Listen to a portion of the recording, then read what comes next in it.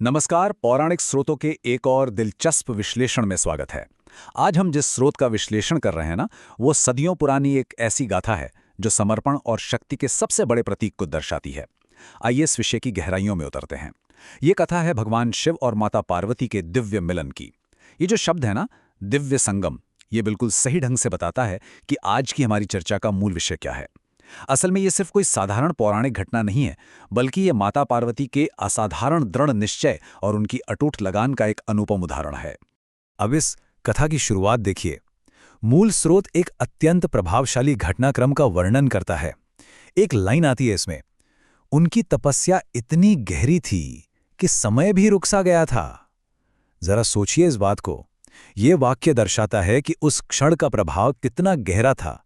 कैलाश पर्वत के उस शांत और बर्फीले वातावरण में भगवान शिव अपने ध्यान में इस पूरी तरह से लीन थे कि ब्रह्मांड की गति और यहां तक कि समय की धारणा भी थम सी गई थी। ये एक ऐसी विशाल स्थिरता थी जिसे हिलाना लगभग असंभव लगता था। ये कथन सचमुच उस शांति और विरक्ति के चरम बिंदु को दर्शाता है जहां सृष्टि की किसी और चीज का अस्तित्व महसूस ही नहीं होता। तो इस अचल और अधिक स्थिति में एक महाटकराव कैसे होता है? आइए देखते हैं कि सृष्टि की दो सबसे विपरीत शक्तियां आमने सामने आने पर क्या होता है। यहां दो विपरीत स्थितियां बिल्कुल साफ हैं। एक तरफ भगवान शिव हैं, जो ध्यान में इस कदर लीन हैं कि उनका पूरे संसार से लगभग कोई संपर्क ही नहीं है। वो पूरी तरह से अलग और विरक्त हैं। पर दूसरी तरफ ठीक उसी समय माता पार्वती का एक अत्यंत सक्रिय निर्णय हमारे सामने आता है, उनका हृदय जीतने का दृढ़ निश्चय। ये स्थिति आपस में एक बहुत बड़ा विरोधाभास उत्पन्न करती है। देखिए, माता पार्वती का यह निर्णय कोई आम इच्छा नहीं थी, बल्कि एक अटूट इरादा था। उनका लक्ष्य सृष्टि के सबसे स्थिर और अचल तत्व को जागृत करना था, जो कि कोई छोटी बात नहीं है। और इसके लिए उन्होंने चुना कठोर तपस्या का मार्ग। स्रोत बताता है कि माता पार्वती ने निष्क्रिय होकर केवल इंतजार नहीं किया। उनकी इस कठोर तपस्या का आधार उनकी अपार भक्ति और प्रेम था। उन्होंने अपनी ओर से एक भारी सक्रिय कदम उठाया और अत्यंत समर्पित भाव से कठिनाई का सामना किया।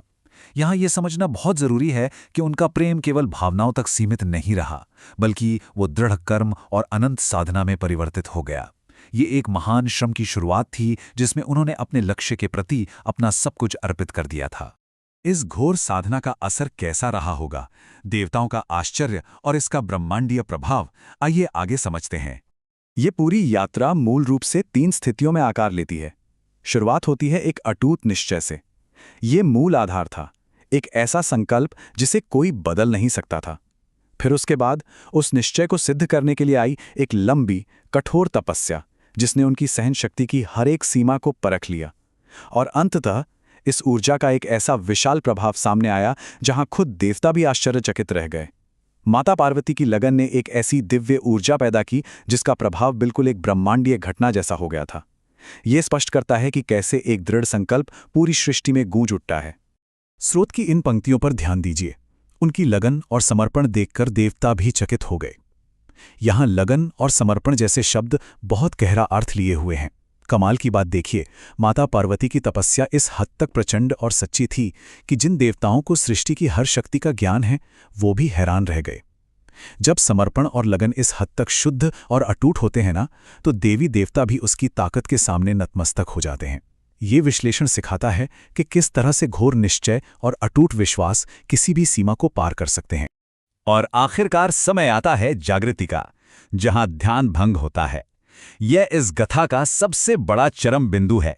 सदियों की शांति के बाद आखिरकार एक ऐतिहासिक क्षण आता है। अंत में भगवान शिव ने अपनी तपस्या तोड़कर पार्वती जी को अपनाया। माता पार्वती की अपार लगन ने आखिरकार उस अचल पर्वत को हिला ही दिया। भगवान शिव, जिनका ध्यान और विरक्ति इतनी गहरी थी कि समय रुका हुआ था, उन्हें पार्वती जी की असाधारण साधना के आगे अपना ध्यान भंग करना ही पड़ा। असल में उनका समर्पण और भक्ति इतनी शक्तिशाली थी कि ब्रह्मांड की सबसे निष्क्रिय और अचल ऊर्जा को सक्रिय होना पड़ा। ये क्षण हमें बताता है कि लगातार कड़ी मेहनत और समर्पित भावना सच में किसी भी बड़ी से बड़ी दीवार को भेद सकती है। तो ये जो दिव्य संगम हुआ, इसमें शक्ति और समर्पण का क्या खेल था?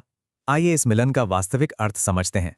स्रोत बहुत ही स्पष्ट रूप से समझाता है कि उन दोनों का मिलन सिर्फ और सिर्फ प्रेम नहीं था, बल्कि ये शक्ति और समर्पण का एक दिव्य संगम था।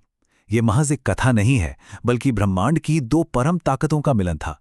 एक तरफ बिल्कुल स्थिर शक्ति थी और दूसरी तरफ संकल्प और समर्पण की आग। सच तो यह है कि जब संपूर्ण शक्ति और पूर्ण समर्पण आपस में जुड़ते हैं, तभी सच्चे अर्थों में ऐसा मिलन स्थापित होता है। बिना अटूट दृढ़ निश्चय के ऐसे महान ऊर्जा का संगम कभी आकार ले ही नहीं सकता था। और इस घोर तपस्या और मिलन का लंबा परिणाम क्या निकला? देखिए, तब से ही शिव पार्वती को आदर्श दंपति और शक्ति का प्रतीक माना जाता है। इस संगम ने एक ऐसी अनंत विरासत को जन्म दिया जो हमारी कथाओं में आज तक सबसे ऊंचा स्थान रखती है। उन्हें एक आदर्श जोड़ी और सबसे जरूरी बात, शक्ति का प्रतीक माना गया। ये एक ऐसी शक्ति है जो संघर्ष, लगन और दृढ़ निश्चय की आग में तपकर स्थापित हुई थी। माता पार्वती की अटूट यात्रा हमें यही प्रमाणित करती है कि निरंतर लगन किसी भी आदर्श की सबसे मजबूत नींव होती है। तो इस विश्लेषण के अंत तक आते आते एक बड़ा ही विचारणीय सवाल हमारे सामने खड़ा होता है। किस प्रकार अटूट समर्पण की विशाल शक्ति ब्रह्मांड की सबसे अचल ताकतों को भी बदल सकती है? जब इस पौराणिक कथा पर हम गहराई से विचार करते हैं तो ये पूरी तरह स्पष्ट हो जाता है कि माता पार्वती का दृढ़ निश्चय, उनका निर्णय लेने की क्षमता और बिना थके तप करना ही इस ब्रह्मांडीय बदलाव का मुख्य कारण बना। ये कथा केवल भाग्य के भरोसे इंतजार करने की नहीं है, बल्कि अपने दृढ़ निश्चय से दुनिया की सबसे स्थिर शक्ति को भी नई दिशा देने की एक असाधारण प्रेरणा है। आशा है कि स्रोत के इस दृष्टिकोण ने इस दिव्य कथा को समझने का एक बेहतरीन और नया नजरिया प्रदान किया होगा। हमारे साथ इस विश्लेषण में जुड़े रहने के लिए बहुत बहुत धन्यवाद।